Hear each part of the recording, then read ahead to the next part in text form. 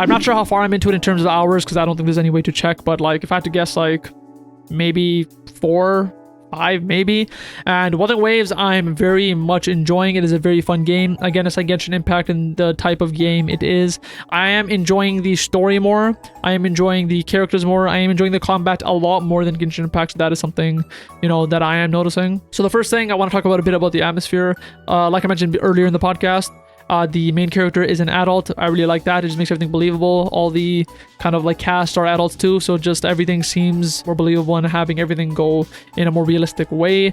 In terms of enemy designs, I'm really liking them in this game. They're called Tacit Discords or TDs in this game. They look really fucking cool. Some of them look kind of like animals. Some of them look like these rock monsters. Some of them are like a mix of like old human tech. So there's one like large robot spider where the main body is a car. There's one small enemy, which is kind of like a traffic light. There's one that I recently got, which is straight up like a red knight who rides a fucking red motorcycle, which is really fucking cool. And I'm just really liking the enemy designs and the fact that they have kind of plot behind them, which is really cool. In terms of the physical environment, I do think the game looks beautiful. They have like these grasslands. They have this area with like more sakura trees. Even the place like Sea of Flames, which is supposed to be this more desolate, more kind of like brown urban area, I think it does look good. So in terms of like visuals and environments, I think this game really does look good. One thing that I actually really like is that you kind of do constantly get reminded that this is a Chinese made game. And what I mean by that is like if you look at any of the character names, they're all like obviously Chinese names. And the reason I like that is because like it makes sense that if the game is a Chinese developer, I do want to get a sense of that from your world. And like I can see some people complaining, being like, oh yo, these names are hard to memorize, or like I can't remember all of them. But like we had like every fucking American game has like Toms and Georges and Amy's and fucking Karens and whatever the fuck. Like I feel like it's fine to have like a game with full Chinese names, and I kind of like it. It actually feels like I'm in a different community or like a different country. Like it legitimately feels like that, having these different characters with different names. So I'm actually appreciating that as I play the game, and kind of learning the pronunciations of them are kind of like interesting too. So I am actually enjoying that aspect of the game too. And small things like seeing computer screens in the game is very fun too, because there are certain locations where you can find computer monitors, and if you read them, they straight up have like Reddit-like chats of people talking, and I actually have like a fun time reading through them because it literally feels like they just ripped it off Reddit, but it's about like the game's plot, so I thought that was very fun. But yeah, the atmosphere of the game has been very cool so far. And in terms of the story of the game, I've been enjoying it very much. I'm not going to be going into spoilers of the story, but pretty much roughly it is you are this character who's brought into this world. A couple of people found you. We don't know who we are. We lost our memories, but based on the hints of the story so far, it seems like we may be connected to, or we may be someone that was important in history that helped this city that you're kind of in now, and like we're trying to figure that out. But yeah, it's very cool. And what's very interesting is that like I've talked about in the past that I do not like main characters that don't talk. It's just kind of more annoying when it's like that, and he doesn't talk. But it's one of those games where it's like East, where like he actually does talk in universe. It's just that he's not talking for us. But what's funny is that he actually does talk randomly throughout the game sometimes too. So like a lot of the cutscenes, when you're choosing prompts for him to speak, he'll just be nodding his head and he won't be talking. But then randomly he'll just be given a full like dialogue between a character, and I'm like, oh shit, okay, so yeah, he does have like a voice, he does talk. And there's even like this one specific dungeon where like he's doing it alone, and like throughout the entire thing he is literally just like voicing his opinions and talking out loud and like giving thoughts on like the dungeon. I'm like, this is really fucking cool, not only to hear his inner monologue, but to actually hear his voice actor saying it and like actually getting a feel of his personality, which I really appreciate. So really liking that in terms of the story too. I touched on this a bit before, but the TDs, or the Tacit Discords, which are the enemies of this game, I really like that they seem well thought out. I really, for some reason, like to focus on the enemies of games in terms of design, but also like how important they are. Like for example, this isn't like, I'm not talking shit, but like Dragon Quest, like because I just talked about it, is like a game where like the monsters just seem like monsters. They just seem like animals of the game, and that's fine. That's just cool, but that's what they are.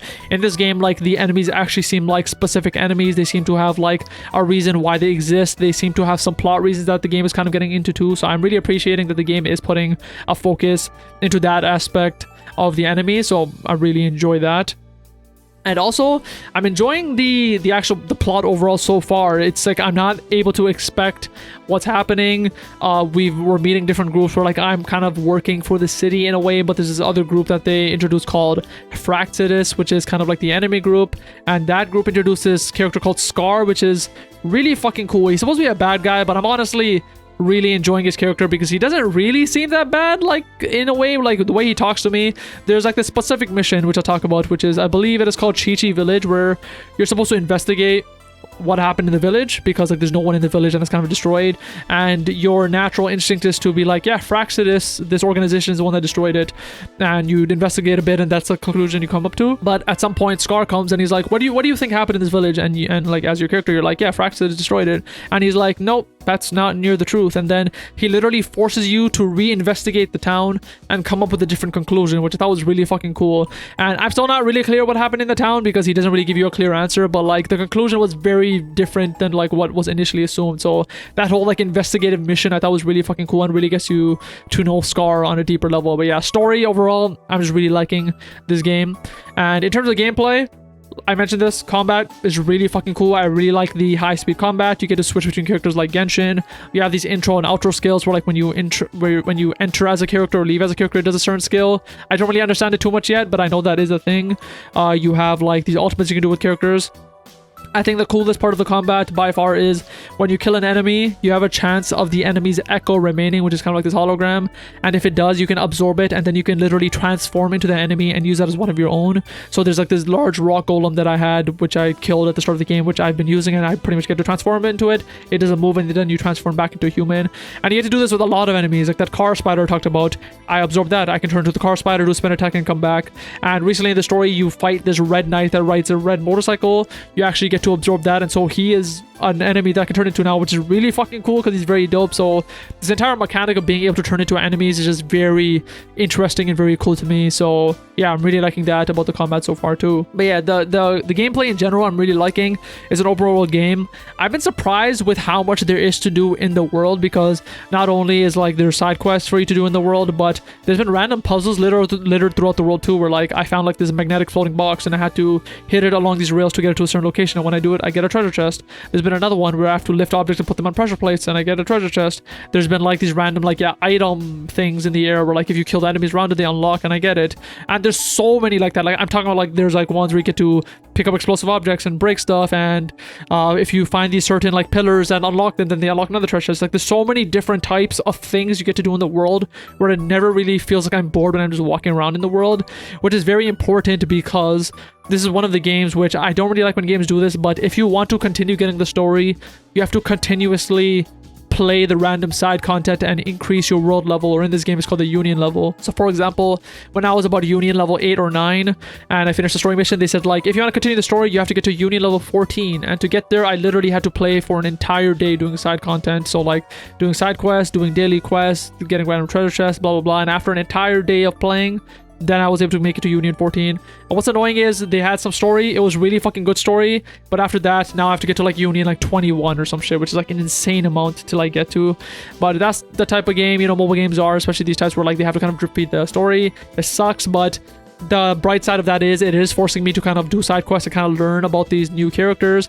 There are certain types of side quests which are called companion quests, which kind of let you get story about different characters that you get to play as if you pull them from the gacha thing.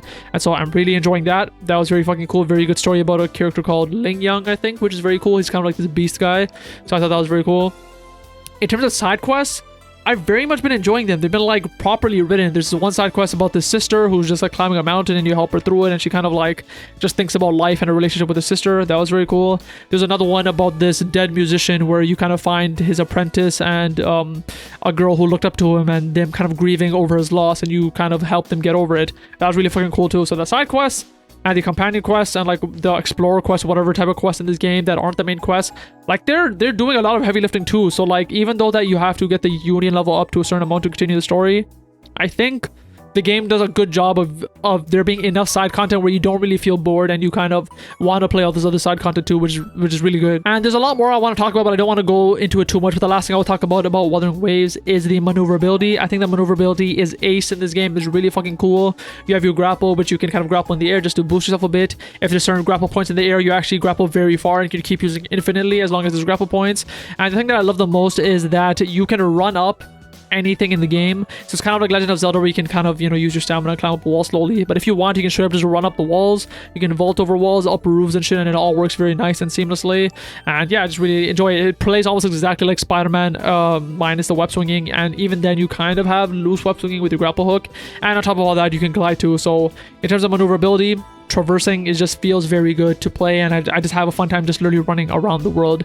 And on top of that, I guess I should mention too, the actual controls. It's a mobile game, so you have to get used to touch screens. For some reason, they don't have controller support on mobile, even though they have controller support on the PC release, which is very weird. I played both. Controller support I think was very good on PC. I was surprised with how good it is, but with mobile, I personally don't have a problem with it. I know a lot of people complain, but like, to me, it just plays fine. It's not an issue, maybe because I have a big phone. I have the 15 Pro Max, and so it was fine with me. It is a bit hard for more intense boss battles, but like, at least for now, for where I am in the game, the touchscreen has been completely fine for me. But yes, that is my experience with Wuthering Waves. Very much enjoying it, and hopefully, honestly, I want to play it after I'm done recording this.